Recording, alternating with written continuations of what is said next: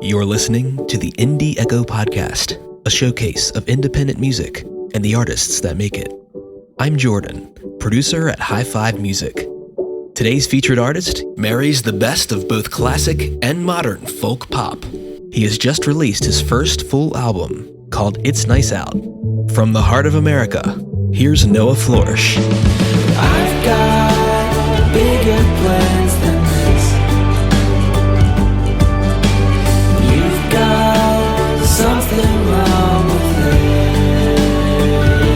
and I'm not about to stand by and wave as all the time flies away. Oh my, get busy living, get ready to die. So how you doing, Noah? Nebraska? I've never been there. It's all right. It's good. So I'm all right. Nebraska's all right. Nebraska is, for those of you who don't know, the state that's smack dab in the middle of the United States. There's a lot of corn here, a lot of farm folk. But the two big cities, Lincoln and Omaha, are where I have lived my entire life, and they're fairly metropolitan. They do all right. They're sizable. Yeah. It's not a big tourist destination, so I've avoided Middle America most of my whole life.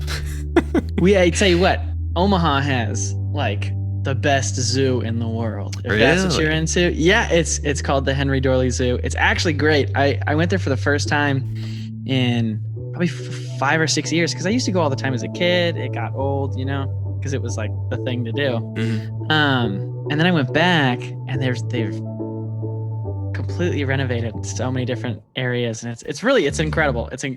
I don't have much to hype up about Nebraska aside from the people and the zoo. Like, those are the two great things about it. Is there a destination you have in mind to move to? Yeah. So I'm actually headed out to Nashville, hopefully in August, to do the whole artist, singer, songwriter thing. Excellent. And we'll see how it goes. I've never been in Nashville. I hear it's great. But I'm really just kind of, instead of dipping the toes in, I'm just kind of diving right in, which I'm excited about. Born and raised in Omaha. I'm down in Lincoln right now because I just finished up school at University of Nebraska, Lincoln. And so that's sweet. Who I grew up listening to. Yeah, I was actually talking about this a little bit earlier with some buddies, but my mom listened to a lot of Fleetwood Mac growing up, who I still love. I'm so glad I was like exposed to them at an early age, because what a band. Rumors is probably one of the best albums ever put together. And then my mom listened to a lot of like Dixie Chicks. My dad was all about U2.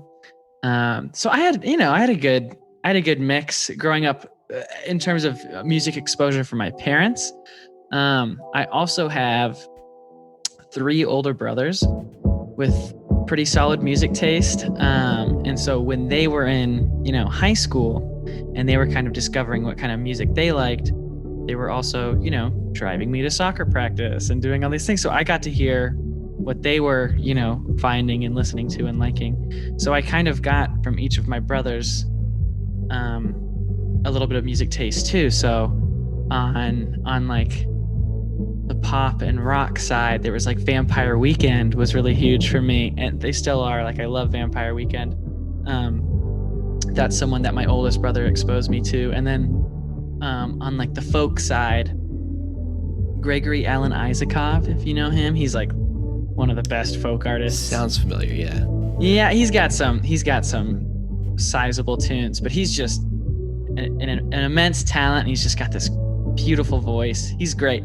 And that's, someone I grew up listening to a lot. And then when I got to high school, I kind of started to find my own people to listen to. And I think John Bellion's probably a huge influence for me. And then also John Mayer, who I've continued to listen to after being introduced to him when way back, like Continuum era John Mayer, like the early on stages. But so plenty of influences from all over and like a lot of different genres to pick and choose from, which I think I reflect in my music a little bit because I don't like to stay too stagnant in one space. So when did you finally start writing music? Yeah, so it's actually a funny story. My oldest brother, when he went off to college, he got a banjo as a parting gift. Now, I don't come from a very musical family, like at all. My older brothers all took piano lessons. By the time it was my turn to take piano lessons, they had told me how much they hated it, so I never did it. And now I'm the only one who really does music, which is just kind of a funny thing. But my oldest brother got this banjo as like a parting gift from my parents, like something to do when you're not studying or whatever, you know? And I thought that was sick. So that following Christmas, I was like, can I get a banjo? And I did end up getting one, which is sweet after months and months of begging. And it was really hard. It was a terrible first instrument, really, really bad. Cause I think like the learning curve to like the point where you actually hear the banjo on songs, like Mumford & Sons was who we were really into at the time. Back in like, I don't know, what was it, like 2011, 2012, back when they had like, you know, like right in their sweet spot. But anytime you hear banjo on their songs, they're ripping, they're shredding. And I was just get really, really frustrated because I couldn't learn that kind of, I couldn't do any of that. So, I mean, I had this banjo and I could only play, you know, chords with it. And it was a lot of slow learning. And so I just started writing my own stuff because I couldn't play anything else. And that's how the songwriting began. But it wasn't very good songwriting, which it rarely is, but that's how I got my start. You have to start somewhere, yeah. And so I assume you had releases prior to Girl from the Sidewalk, but that was the oldest one I could find. Yeah, so Girl from the Sidewalk is what I call like my first like professional release, I guess you could say. That is the first one that was out on, you know, Spotify and Apple Music and whatever. I did technically like releases, you could call them, on SoundCloud. In high school when I was recording with like on GarageBand on like my school iPad with like Apple wire headphones. That was like my microphone. And I would tape it, you know, underneath the strings of the guitar or underneath the strings of the ukulele. It was quite the process. But I have a couple of songs. I think they're still up there. I've never taken them down, so I'm assuming they're still out and floating around on the SoundCloud somewhere under my name. But they're not anything too good, you know. But Girl from the Sidewalk was my first attempt at a real, you know, polished piece. I wish I said something strong like what's up baby, something funny like call me maybe, or something old-fashioned like hello Mrs. How do you do, or something really stupid like I gotta drive by bow and arrow wound from Cupid, or a simple little high, my jaw just wasn't working for you. I did want to ask you about that because you have quite the catalog compared to a lot of people at the beginning of the career. And the one thing that's consistent is the quality. So when you started releasing things, was that your goal? Was like, I'm going to do this right, you know? Not necessarily. I think even when I released Girl from the Sidewalk, which was December of 2018, my sophomore year of college, even then I didn't know exactly what was good quality and what wasn't. I had just been kind of writing on the side and doing that as I went through school and everything, and not really sharing it anywhere outside of Twitter and maybe on Instagram stories, that kind of deal. But not really doing anything too serious with it. But I ended up, you know, I was writing all the time, so I started to grow this like massive catalog, and I got a really good sense of what made a good song and what made a bad song from, you know, 7th or 8th grade when I started writing up until, you know, that 5 to 6 years later when I decided, okay, I want to like give this a shot.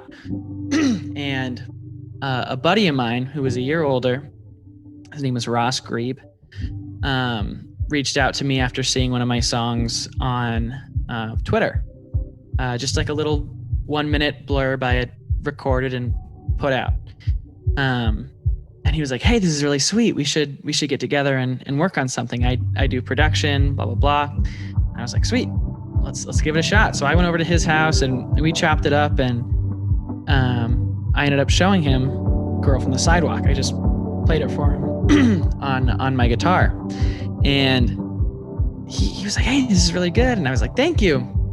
We should," and I showed him a few other songs too. And he was like, are you interested in getting any of these 3 produced? I'd be happy to do that for you, which was sweet, because like what a sweet guy to reach out and do that. So I said, "Yeah, let's do Girl from the Sidewalk." And he was like, "Are you sure? Because it's a 6.5 minute song. Like who releases a 6.5 minute single as their debut thing?" Which I didn't even know like what a debut was at the time, but it did seem a little ridiculous. But I was like, "Yeah, no, absolutely. Let's. It's got a good story, blah blah blah." And so, that fall we recorded it and pieced it together in his little studio and put it out into the world, and it did pretty okay. With On Your Mind, was it like featured on something? How did it like blow up?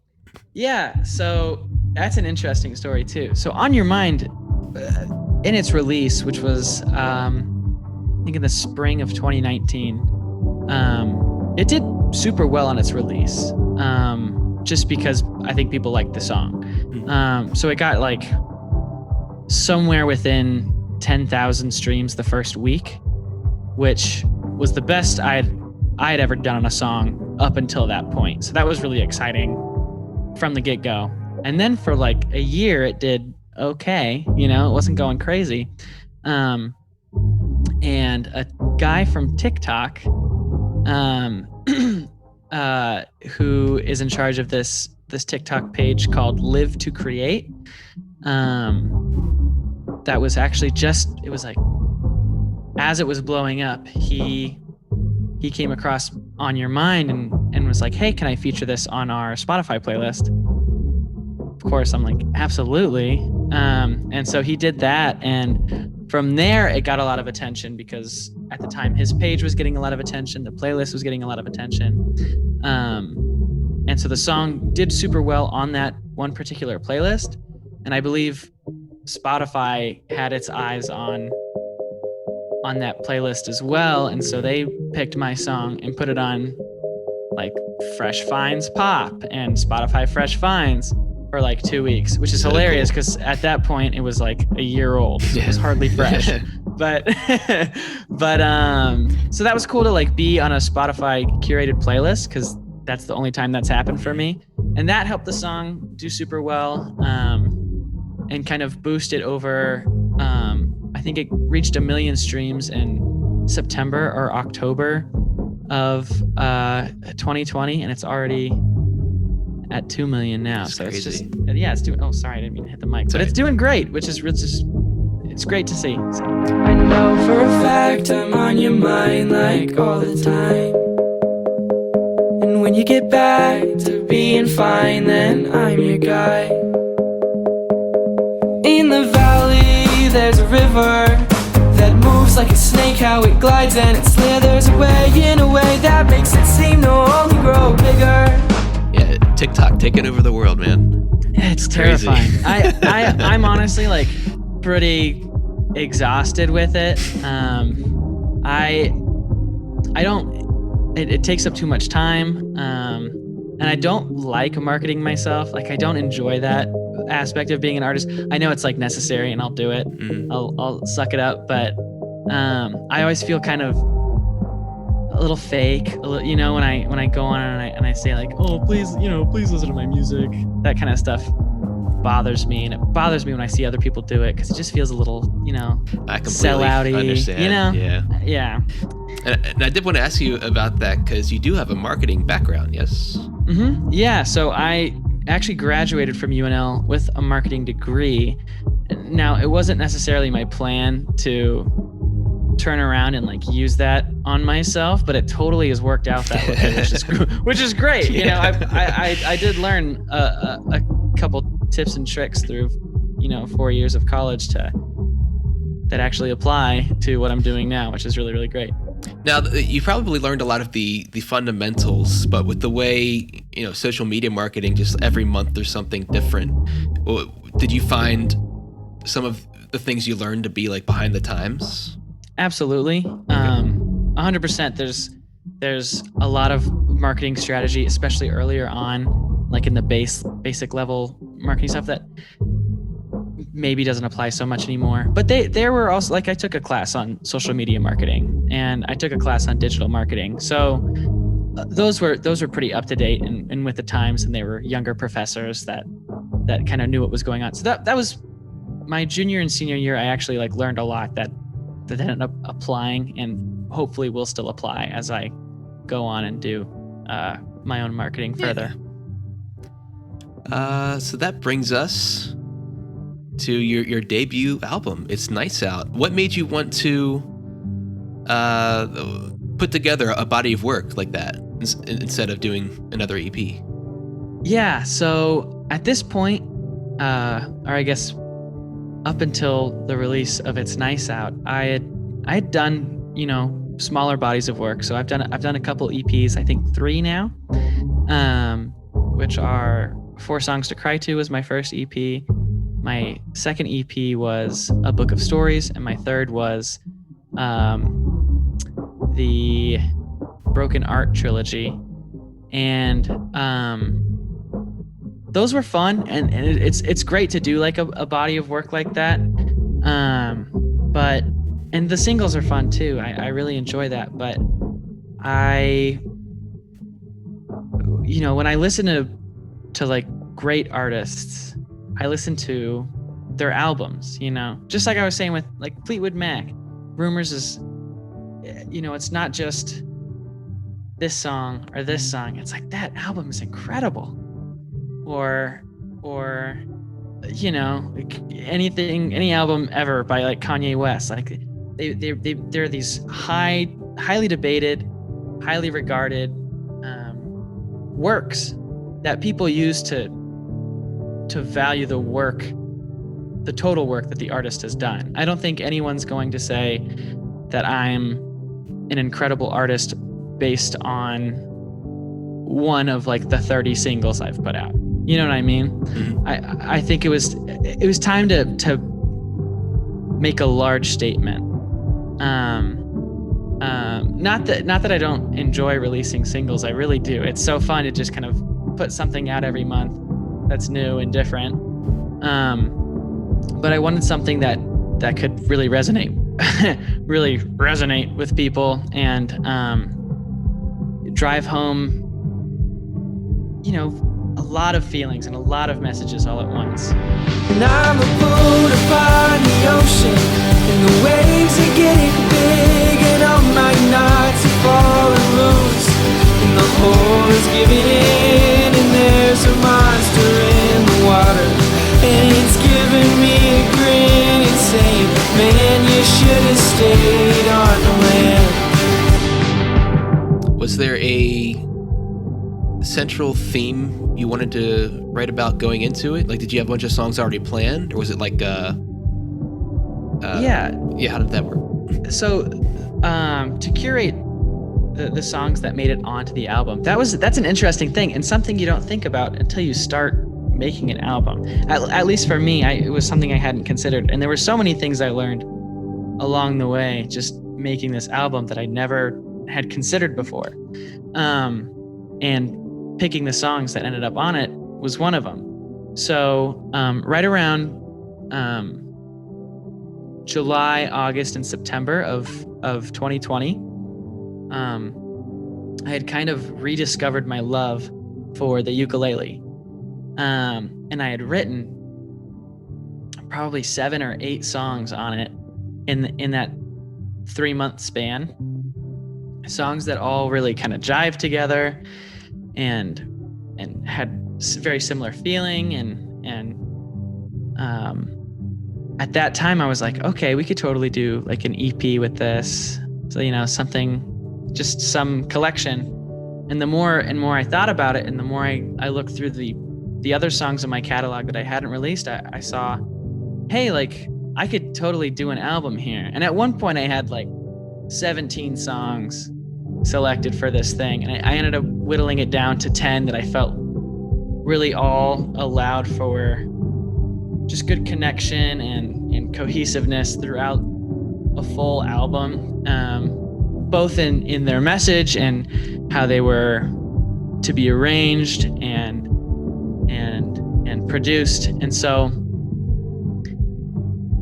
when we whittled it down to 10, then it became, okay, when we go into production, let's make sure we're using the same, you know, synth sound in this song and in this song. Let's make sure we're using similar, I don't know, we're just going for similar feels, but not too similar because we don't want to make each song sound the same. It's a very meticulous process. And again, something you don't think about until you go in and start creating something like this. Because with an EP, you can make every song sound super different, especially like with Book of Stories, where every song is its own narrative. Like I could do whatever I wanted with that one. It was really just like a collection of singles that all told a story. But with this album, it was, here, this song tells a story. Here, this song tells a feeling, but they need to match. They need to belong together. Match sonically, yeah. Yeah, and so that was interesting to do, and it was fun. And has your production relationship with Ross, like throughout all of your releases, even the one you work with? Yeah, he's been my guy for all but 2 of my songs. And I think now with the album out, I have like 40 some songs. I've got like a lot of tracks with that guy. He rocks. So we've been working together now for I suppose almost 3 years, which is really, really cool. It's a great working relationship. He's actually moving out to Nashville with me, which is great. Oh. Yeah. So we'll be continuing that working relationship, which is awesome. And Ross is just incredible. He's like a classically trained guitarist, he's a self-taught producer. So a lot of like the guitar that you hear on like a lot of my tracks, typically it's him, unless it's something I want played an exact specific way that only like matches with my pacing or whatever, in which case like I'll take over. But he is way more technically proficient. I am not very good at guitar, so he typically he's the one you're hearing if you're hearing guitar. When I have people on who have like full albums, like, you know, I don't want to ask about every single one, but I would like to whittle it down to just a few. But I got to tell you, it was really hard for me to do with this one because there's just so much greatness. Thank you. That means a lot. I've had a couple people come up to me and say like, "Oh, dude, this album's like no skips, like it's so." And I'm like, "Okay, well, you're gonna make me cry. Like that feels really good. It's really good to hear. So thank you. That means a lot." All right, and some I might just touch on, but so you start with a poem about you, and so what you notice right away is that it starts instantly. The verse just, you're in it. There's not even a instrumental interlude. So was that on purpose? I think the simplicity of that first verse allows it to, it doesn't feel like intrusive, that start, but it also kind of locks you in. You know, there's kind of a right from the get to the, I wrote a poem about you, and the really clean ukulele behind it is a great attention grabber. Because now you're thinking, oh my gosh, there's a poem about me too. What's the next line? What does it say? So I think, I mean, I'm not thinking about these songs commercially while I write them, but when I decide what do I want as my first track, I want something that can like grab attention, and it does it 2 times in that song, both with like the sudden start, and then when the chorus hits, it's just a total change of pace. Yeah, it's very dynamic, and so it like switches between the ukulele and like that indie pop rock. Baby, you're like everything I've ever wanted and more. You make me feel like I ain't never ever felt before. You take me crashing through the ceiling and right into the floor.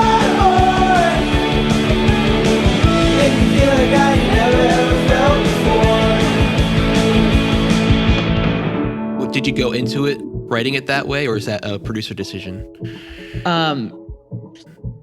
Now, with a lot of the songs I write, they change when we go into, record and produce them out. But this is one that I, right from the get-go, like as I'm writing it, I knew that I wanted like those lines, baby, you're like everything I've ever wanted and more. I knew I wanted that to be yelled, that it's such a profession of love, and it's like allowing itself to be like a little bit embarrassing, which I think is great.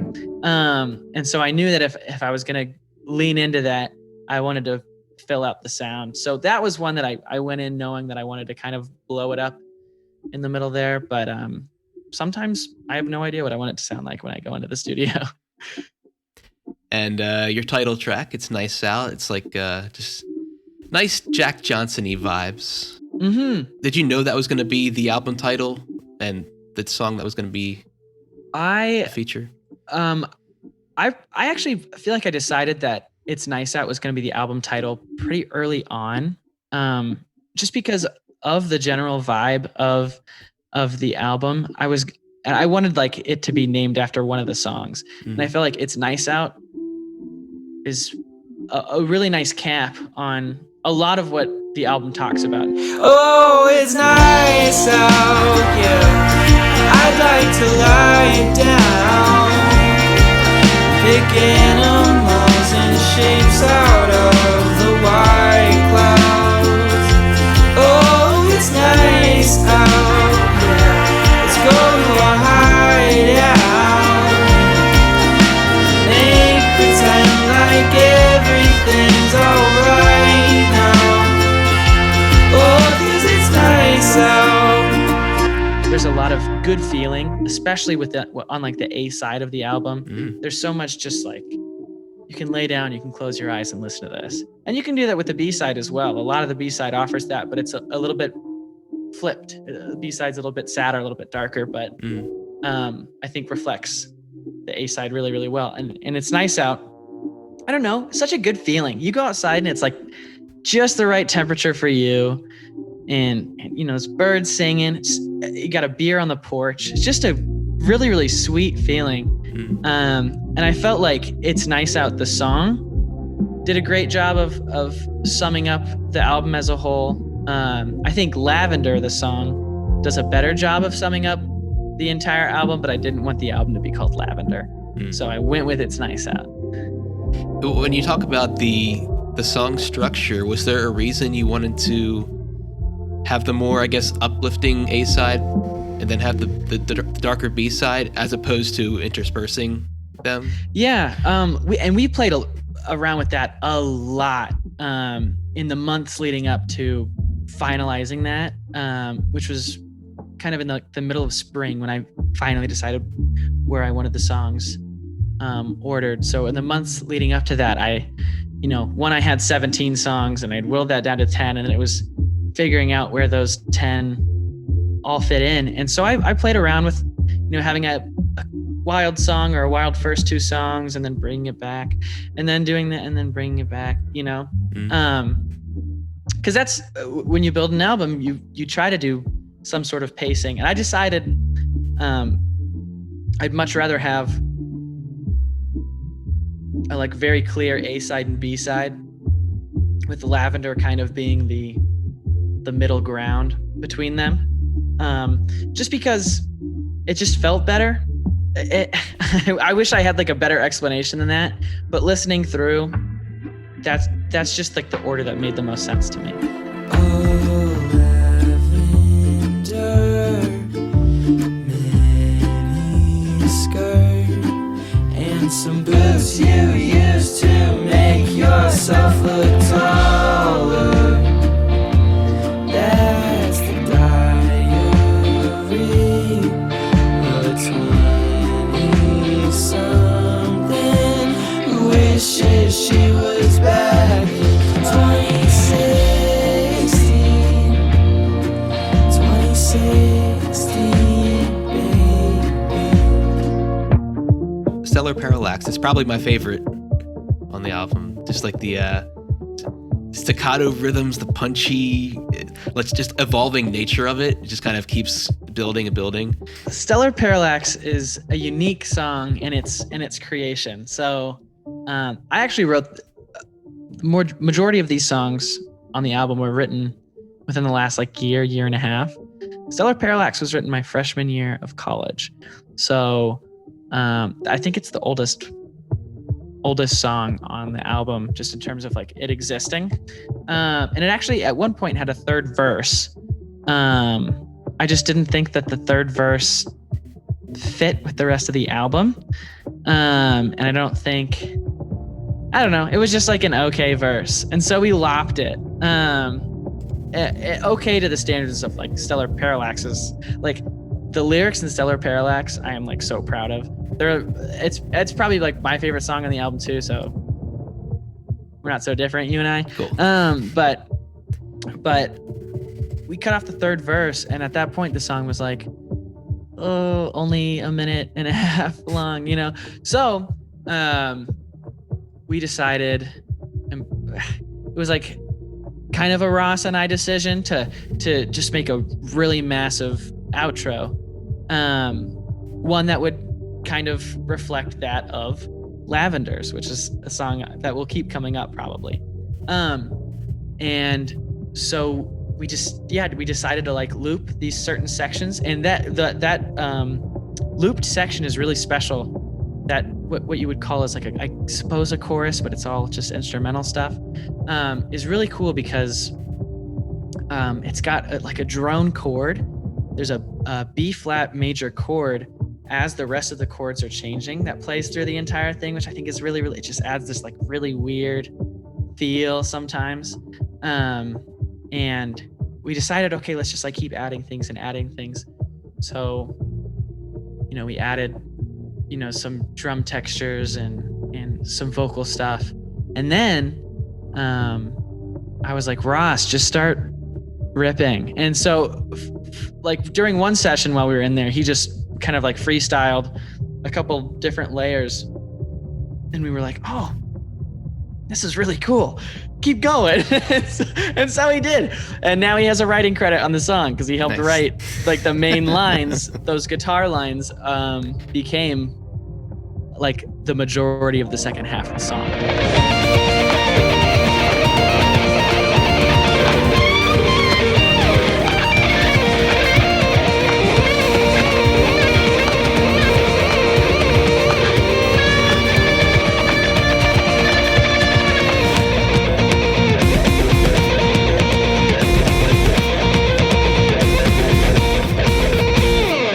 The only other writing credit, aside from Ross's on Stellar Parallax that isn't mine, is on the song Back to Earth. And that was just a co-write situation. That's a really nice one. It's like the gentle piano. I like that. Yeah. It doesn't do too much. Yeah. Good song. And this is just a quick one.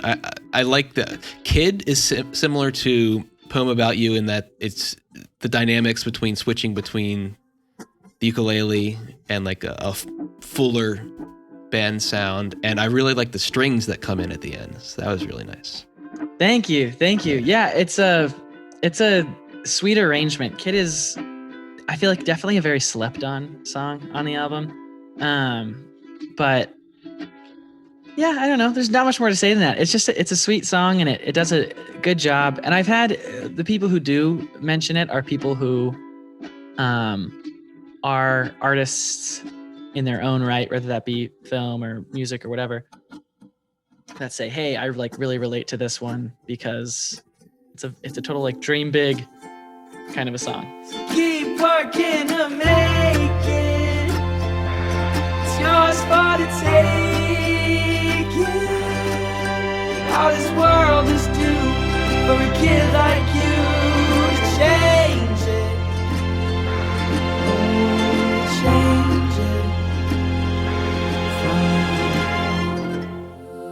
In Bigger Plans, you do something that I like when artists do, where they make you earn the chorus, where you're like, it's a softer chorus first, and it's like, oh, no, you gotta wait for it. Mm-hmm. Then you bring it back in for the second time. So I really like that. Goodbye Forever Maybe. It seems to be just like built from the ground up to be an album closer. From the lyrics to the title to the arrangement. So wasn't the original intention. Again, that was one that just ended up fitting in exactly where it needed to fit in. But it's a hell of a song, and it does a great job. Each verse is a different kind of story. It's like almost like this is a possible future kind of thing. And I think it does a really good job of addressing sort of like a lot of existential kind of questions that I feel like I've been dealing with, lately, but that everyone deals with on like the day to day. But we like to think that we're all special and deep when everyone else is thinking the exact same thing. So goodbye forever, maybe I might just take off and go. There's no need to look for me, 'cause you'll never find out where I plan to go. Goodbye forever, maybe so. But it's just a nice way of like addressing those questions without explicitly stating them. That was kind of what that song was written for, and why it kind of came about. The whole album, I will say, and it still is a bit of a struggle. Like, even now after it's released, I want it to just do super well and to blow up. And that it's not realistic, but that first week after it was out, which just ended, 3 days ago, but that first week was really, really super mentally draining for me, because I would just sit there and look at my numbers, and I know I like need to not do that. That's the marketing side of me, I guess. But it just got to the point where I needed to step away from the devices and relax, because I would get too caught up in, I hope everybody likes it and blah, blah, blah. But now that I've kind of like stepped back, I'm really, really proud of this album. And I just hope that if and when people listen to it, they do it with like good intention. They like sit down and they're like, I'm going to listen, at least for the first time. Afterward, like if you want it to be your background music, let it be your background music. But like, at some point, like I really encourage people to like sit down and listen to the whole thing through, because I think it does a great job of being a cohesive work. Those are my favorite albums that, like, before Spotify or whatever, I would just have CDs and just listen to them start to finish. Right. If for no other reason that you didn't want to get up and have to change the song. yeah. Like, I hate this one, but 3 minutes ain't so bad. Exactly. Are there any genres you haven't experimented with that you would want to? Whoa, that's a good question. Yeah, I think I'd like to dive a little bit more onto the jazzy side every now and again. I did vocal jazz in college, and it was great. And I've definitely picked up a lot of like influence from that, just in like how I look at harmony now. It totally changed how I look at harmony and how harmony is built and how it can be arranged. So that'd be not necessarily like super jazzy, but I see a lot of like indie, like jazz pop musicians that absolutely crush it. And they're so fun to listen to. So that would be interesting to get into a little bit, at least just like for a writing exercise. I really, and you get hints of this in It's Nice Out, but there's a rock side to me that I'm just like beginning to explore, that I never really knew I had before. And it's been really nice to have the opportunity on stage. Like for It's Nice Out, there are times when I can like rock out, which is sick, because a lot of my music before does not allow for that and does not call for that, because it's all very peaceful stuff. which I love to write. That's like my number one thing to write and listen to. But I like to, when I'm on stage, have a large stage presence. I don't like to just sit there and play. I like to move around. I like to point at people. I like to be excited and have the crowd excited. And so writing songs that will like allow me to do that live is fun, and I want to do that more too. Speaking of, you've had a few live performances already, yeah? I just had so my first live performance as Noah Floersch with a full band was the album release show, which is kind of ridiculous. I was planning on playing stuff in 2020, but then we had a global pandemic, so that didn't quite shake out. But this I've played coffee shops and things like that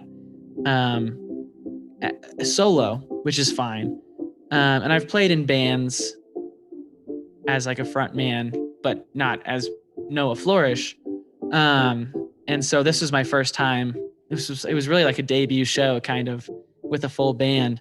And it was so fun. And to play, the songs from the album that have those louder parts, like Poem About You, was sweet. How we started the show was with Poem About You, and I kind of like hushed the crowd down and played that first verse super, super, super slow, like totally milked it. That's great. And everyone was totally quiet. And then Eric Skoog, my drummer, does the and then we get into the chorus. It was sick, and the crowd went crazy. That's so good. And that's the kind of stuff like I love to do live is have like really crazy dynamic shifts, and the songs from the album really allow for that. So that was great. And in Nashville, you'll have no shortage of gig opportunities, I'm sure. Yeah, fingers crossed. And I think that finding musicians will also be much easier. Not that it was crazy difficult, because I'm, in a university setting, so I have a lot of people to pick and choose from, but it's nice to know that won't be too big of a worry either. Yeah. Do you have a dream collaborator? Whether it would be, shooting for the stars, or like maybe some kind of indie musician that not many people know about. Sure. Yeah. I mean, I've written with some of these folks before. Kate Stevenson is a writer I really, really love. She's incredible. Go check her out. We've written, it's not really like a dream collaboration. I just like really would like to, I would say like wildest dream kind of scenario would be like John Bellion. He's someone who's writing, his lyrics and his production are something that really inspired me in high school to become, a writer and so that would be really, really incredible. Paul McCartney would be sick just to sit down in a room with him. His last project where he had all these artists kind of cover his songs is really, really cool. Dominic Fike would be another one who did a Paul McCartney cover of The Kiss of Venus, which was on his last album.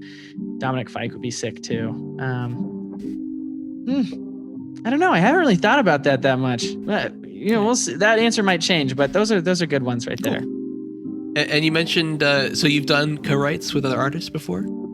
Yeah, not stuff that's been released aside from the stuff I've done with Ross Grebe. But I've got some stuff kind of like semi in the works. I'm still kind of album mode right now, and I'm not really worried about much else. But I have songs written with other people that just haven't really seen the light of day in terms of release yet. Due to no fault of the songs themselves, just, we got stuff going on. I had an album coming out this year, so that was kind of priority number one. I have one song out already that was released just before I began releasing singles for the album, called Kitchen Talk with a William Henson, who is just incredible. So if you haven't heard that one, check it out. It's a fun little tune. I like the kitchen talk, the drinks are free, the nights are long, yeah. I like the kitchen talk, and I miss it all. I miss the kitchen talk. If you go back and listen to the episode I did with Emma Klein, she's a Nashville artist and does like co-writes all the time. Sweet. She said she did a Latin pop co-write, which was interesting. Yo, that would be so fun. Would you be? Yeah, you'd be into writing like outside your genre. Oh yeah. I already do. Like I write rap all the time. Nice. I write country stuff pretty frequently. So doing that co-write thing, especially when I get to Nashville, is definitely something I'm interested in too. I mean, I want my main gig to be the artist thing, but I love writing. I think that's like one of my favorite bits about the whole music thing. I have a bunch of music videos coming from the album. So there are 3 in the works right now. There's one for Bigger Plans out already, if you haven't seen it. It's sweet. It's all done in one shot. It's really cool. And then I have lyric videos that I'm working on this week for the album. And then there will be probably 1 or 2 bonus tracks that we'll tack on to like a deluxe version or whatever. You know, people call it deluxe. Deluxe seems like a kind of a dumb word to use, but that's what people call them when you tag on bonus tracks. So I might do some of that. And then I've got some Christmas tunes, which I'm excited about. Ooh, just so like that's okay. I mean that's way off in like November, but that stuff, if you're working on it, you just start thinking about now. So I'll probably be doing like a little Christmas album or something, just because I've had them finished for forever, and I want them to feel like kind of demo-y. I want them to be kind of scrappy and rinky-dinky. So it'll be fun. Are they like your renditions of the classics or your own?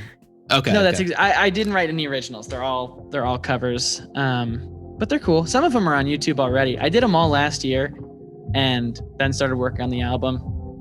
I didn't have them finished till like Christmas, so there was no sense to release them. So I've just been holding on to them. I think the music speaks for itself, but I think it speaks to different people in different ways. A lot of times I'll have someone, not necessarily with the album, just because it's so fresh, but I have people come up to me all the time and say, "Hey, this song reminds me of, you know, my grandma." And I'm like, I didn't write that song about your grandma, but it's like nice that it reaches you or touches you in that way. That's really cool. So I hope they listen to the album and they go into it expecting to take something away from it, because I think it does have a lot to offer. But I want them to decide what they take away from it more than anything else. Links to Noah's music and everything else can be found in the show notes.